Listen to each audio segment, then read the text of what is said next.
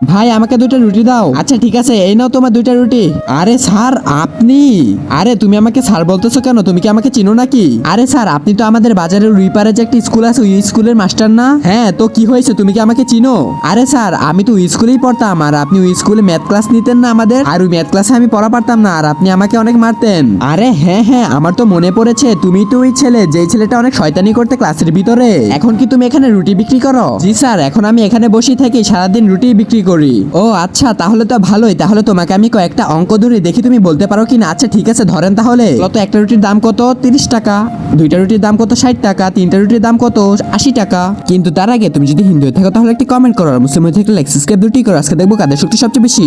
আরে বলদের বাচ্চা, এর জন্যই তো তুই কিছু পারস না, আর তোকে তো এভাবে সবাই ঠকিয়ে যাবে। পড়াশোনা ভালোভাবে করস না দেখে এখন দোকানদারি করতে হয়। আরে স্যার কি বলেন, আপনি আমাকে মারলেন। এত কথা না বলে এই নে 60 টাকা আর আমার রুটি দে, থাক তুই তাহলে। স্যার আপনি আমাকে মারলেন, ঠিক আছে বুঝে নিব পরে।